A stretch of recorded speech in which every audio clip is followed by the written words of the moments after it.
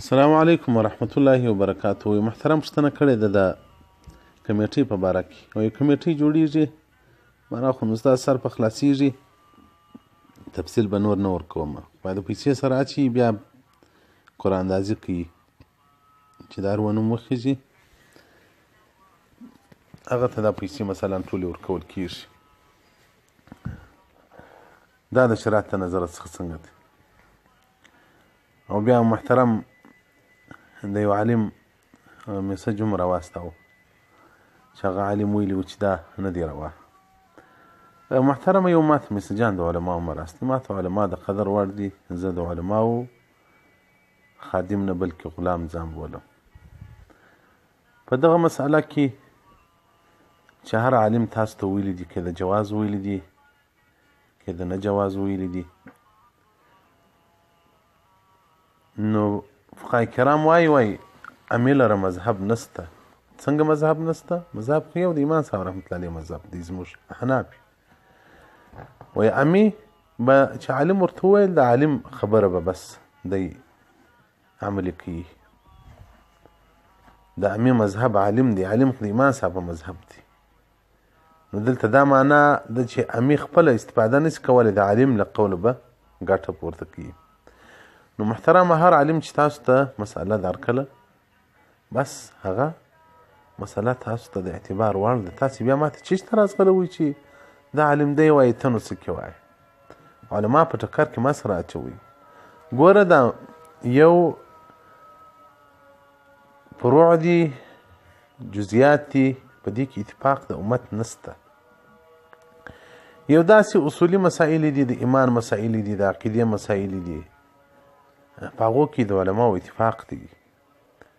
ما سوال هغو علماو څخه چې هغه څه له مذهب څخه د باندې هغه نو بیا موږ سره اتفاق نه لري. نور موږ احناف ټول اتفاق لرو، او پاتې په دې مسایلو کې په هغو کې د علماو اتفاق ناشونی دی، ځکه د امام صاحب رحمت الله علیه او د خپلو شاګردانو اتفاق نشته. بیا چې یو سړی د فتاواوې راواخلي، د یوې فتاواوې د بلې فتاواوې اتفاق نشته. دا اتفاق دی نه دی چې دی دا د دې اختلاف مفضي او سبب د دې جوړ شي او پر بل باندې د کفر فتوا یې ولګوي. لکه نه دا بدبویه خلک چې بس یو کار وکړي بارادستي د کفر فتوا ده. دغه اختلاف رحمت دی. یو عالم د امت د وسعت په خاطر باندې مسئله ورکوي، بل عالم د احتیاط پر بنیاد باندې مسئله ورکوي. ځکه د امام صاحب مبارک او د شاګردانو په مابینځ کې اختلاف راغلی وي، فقهای کرام یې هغه علت هم بیان کړي چې د امام صاحب په قول کې احتیاط وي، پر د یارانو په قول کې وسعت او پراخي د پر امت باندې. البته دلته په دغه مسئلې متعلق فتاوی حقانیه جلد 6 صفحه 199 مساوي حقوق کې وخت قرآن اندازي سود نه هي وایي دا چې حقوق مساوي وي، لکه د دغه کمیټې د په دې باندې مستقل عنوان ایښی دی. او دغه رنګه فتاوی فردیه جلد 4 د کتاب الحج کې په دې متعلق باندې پوره بحث کړی دی چې د کمیټې په پیسو باندې مثلا نه دا خلک سره اچي، بیا یو اچ ته ولاړ بیا بل کال د بل نوم راوخیځي. وایي نه دا مطلوب دی او نه دا ممنوع دی. مطلوب دا معنا چې لازم هم نه دی سړی بیا کوي، ممنوع هم نه دی. خو البته هغه دوی فتاواوي چې فتاوی حقانیه ده، فردیه ده، دغو جواز ورکړی دی. او پاتې چې کوم عالم خبره تاسو اورېدلې ده، نو دا خبروم زه نه ردوم، نه زه دونه یم چې د عالم خبره رد کړم، نه دې ماته خدای توفیق راکوي. خو تاسو ته دا پکار ده چې د هر عالم خبره مو زړه ومنله، بس بیا ورباندې مکلف یاست. دا بني اسرائیل چې هلاک سول په دې وجه هلاک سول. یو عالم به ورته وویل داسې کار وکړه، دته به شکر وولدي، ولاړې بل عالم ته خبره کې بیا لږ تغیرات راوستل، هغه عالم به د خولې مطابق مسله ورکه، بس باره کس سره دا دین یې پرېښود. دا څنګه اختلاف دی، یوه خبره نه ده سره یوه.